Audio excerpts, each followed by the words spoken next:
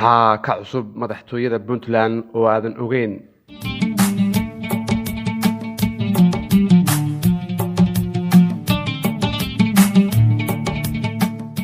warbixintan waxaynu ku eegaynaa khilaaf hoose oo in muddo ka dhex taagnaa madaxweynaha dowladda Puntland Saciid Cabdullaahi Deni iyo kooxda Aaranjan. khilaafkan oo aan inta badan warbaahintu waxba ka qorin ayaa soo bilaabmay tan iyo markii la bilaabay diiwaangelinta xisbiyada cusub ee ay Puntland u wareegtay. xukuumadda uu Cabdullaahi Deni hogaamiyo waxa ay furatay urur siyaasadeed ay ugu magac dareen ka ah waana ka keenay in uu khilaaf baahsan soo kala dhex galo kooxda Aaranjan iyo Saciid Deni kadib markii kooxda Aaranjan ay madaxweynaha Puntland u soo bandhigtay in uu gudoomiyaha urur siyaasadeedkaasi laga dhigo Xasan Shire Abgaal oo ah wasiirka maaliyadda Puntland ahna xubin ka tirsan ururka Aaranjan. sida la wada ogsoon yahay shacabka iyo siyaasiyiinta Puntlandna la socdaan kooxda Aaranjan waxa ay saameyn toos ah ku leedahay siyaasadda madaxweyne Saciid Cabdullaahi Deni kuwaasi oo dhaqaale badan ku bixiyay soo bixitaankiisii doorashada waxaana heshiis ku ahaayeen ka gadaal marka uu kursiga ku fadhiisto inuu wax waliba u sameeyo kooxdaasi. heshiiskii u horeeyay waxa uu ahaa in Xasan Shire Abgaal laga dhigo wasiirka maaliyadda waana ka soo baxay madaxweynuhu ballankaasi balse haatan markii xisbiyada la furay ayaa mar kale ay kooxda Aaranjan u soo bandhigtay in gudoomiyaha xisbigaasi uu ka dhigo xubinta Aaranjan ugu dhaqdhaqaaqa badan waa Masar Shire Abgaale balse madaxweyne Deni waa uu ka diiday oo waxa uu sheegay inuu gudoomiyaha xisbigaasi uu doonayo inuu ka dhigto wasiirka wasaaradda arrimaha gudaha Puntland Masar Dhamancad. taasina waxa ay keentay bilowga khilaafka madaxweyne Deni iyo kooxdiisa Aaranjan. khilaafku waxa uu sii xoogaystay kadib geeridii gudoomiyihii gobolka Nugaal oo qarax lala eegtay ku geeriyooday waxayna kooxda Aaranjan iyadoo ka faa'iideysanaysa geerida gudoomiyaha gobolka Nugaal ay madaxweynaha u soo gudbiyeen xubin iyaga ka tirsan in booskaasi loo magacaabo balse madaxweynuhu waxa uu magacaabay gudoomiye cusub oo aan ka tirsanayn kooxda Aaranjan. taasina waxay dabka ku sii shiday khilaafkii u dhaxeeyay Saciid Cabdullaahi Deni madaxweynaha Puntland iyo kooxdiisa Aaranjan. inkastoo khilaafka madaxweynaha iyo kooxdiisu aanu dibadda u soo bixin waxaa jiray isjiid iyo kala shaki weyn oo soo kala dhexgalay madaxweynaha iyo kooxdiisa. haddaba madaxweyne Deni si uu u qariyo khilaafkaasi una qanciyo kooxdiisa Aaranjan waxa uu bilaabay in uu sheekadaas qarinteeda ku bedelo khilaaf hor leh oo uu ka dhex abuuro isaga iyo ku-xigeenkiisa. khilaafkaas oo oodaha soo goostay kaas oo ka dhashay ku tagrifal awoodeed oo madaxweynuhu ku kacay waxaana madaxweynuhu ku tuntay shuruucda iyo dastuurka u yaala Puntland kadib markii uu soo saaray wareegtooyin dhowr ah oo uu ku magacaabayo shakhsiyaad kala gedisan kuwaas oo madaxweyne ku-xigeenkuna sheegay in aanu wax la tashiya ka samaynin.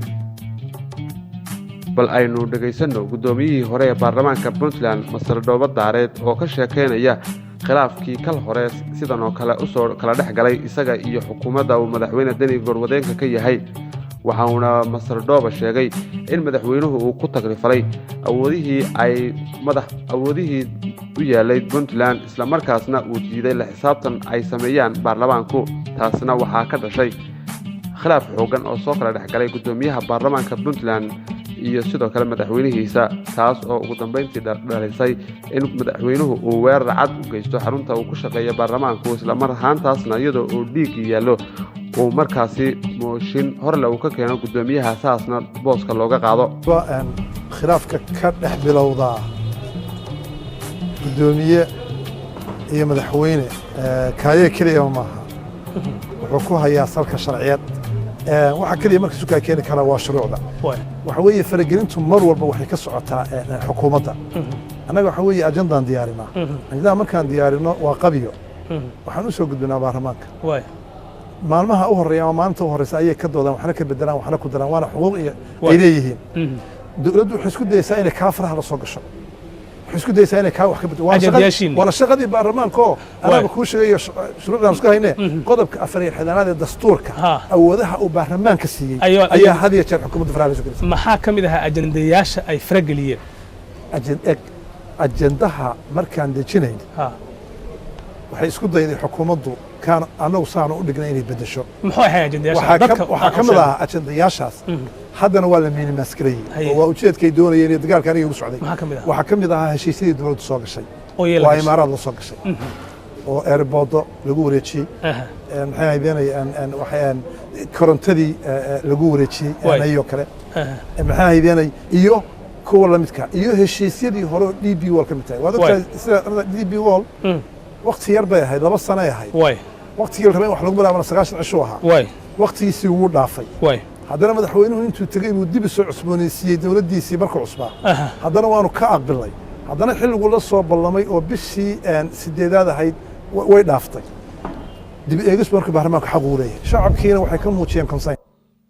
madaxweyne Dani waxaa la sheegay in uu siyaasadda ka hor ahaa macallin iskuulkaasi oo la qabsaday amridda ardaydiisa waxa uuna dhaqankii macallinnimada la soo dhexgalay siyaasadda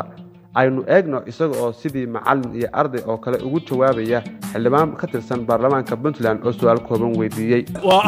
hadalka madaxweynaha aad weydiisay waad aamusaysaa nidaamka dawladnimada haddaan raacin mas'uuliyaddeeda aad qaadi doonto cawil oo ka tirsanaa maamulka hore agaasinkiisa waxay ku guul daraystaan inay bixiyaan mushaharooyinka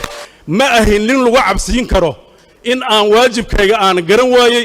mana ahin nin loo sheegi karo danta iyo dowga dawladdan ay dooratay in aan ku dhaqdo waxaan rajaynayaa shacabka Puntland inay wakiil ka noqdaan horumarka dalkan u socno waxaan leenahay mawaaqif siyaasiya waxaan leenahay mid amni xukuumadana annaga mas'uulka madaxweynaha u doorto ilaalinaya baarlamaanku waxaan rajaynayaa inay shaqadiisa aqoonsadaan waad mahadsantihiin waad arkaysaa madaxweynuhu wuxuu dhisay su'aal xildhibaan weydiiyay xaqna uu leeyahay dhanka kale odayaasha waxgaradka deegaanada Puntland sida gobolada Bari Mudug Nugaal iyo Karkaar ayaa qayladaan baan ka muujiyay habdhaqanka qalafsan ee madaxweynaha Puntland Saciid Cabdullaahi Dani madaxweynaha Puntland waa la doortay oran mayno anagu madaxweyne ma aha waa la doortay baarlamaanka doortay ummadana soo dooratay mas'uuliyadana ummadaasa u dhiibtay ku aamintay wuxuu yimi Boosaaso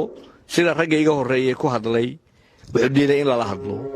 ilaa iyamika waxaan doonaynaa inuu gale soo fariisto oo kala hadlo dadka maalin walba garab dhiibinta ugu hayo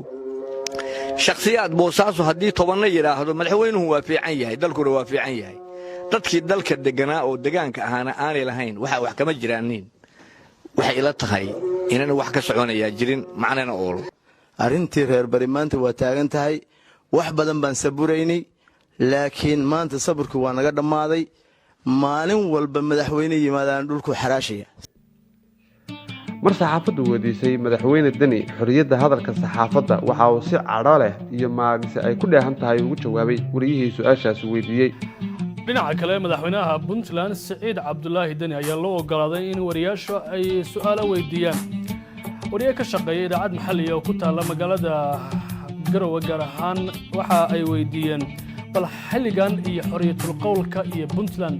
laakiin madaxweynaha oo su'aashaas la weydiiyay iyo waliba kiiska gabadha Aisha Ilyas ka hadlayay waxba uu weeraray wariyay su'aasha weydiiyay oo sheegay cadiisu ay propaganda ay faafiso waxana jawaabta su'aalahaas la weydiiyay madaxweynaha uu ku jawaabay su'aasha koowaad ku saabsan waxa sheegtay dastuurku sidoo dhugay waa xorriyadda fikirka laakiin dalacaynta iyo been abuurka fikir ma aha waa faldambiyeed dadka aan u diraayo halka fariimaha xataa waxaa ka mid ah daljir oo mararka qaarkood baahaysto warar been abuura oo xaqiiqo ah ay ka mid tahay waddada ceel daahir masawirro meel yar intaad ka soo qaadeen kiliibka weynaysay ka dhigteen inay waddadii burburtay shacabkuna maalin walba way muraan dadkuna way la socdaan marka been abuurka iyo beenta iyo dacaayaddu ma aha fikriyad xor ah Saciid Cabdullaahi Dani madaxweynaha Puntland waxa uu haatan ku jiraa xaalad aan la qiyaasi karin madaxweyne Saciid Cabdullaahi Dani waxa haatan u baxaysa heestan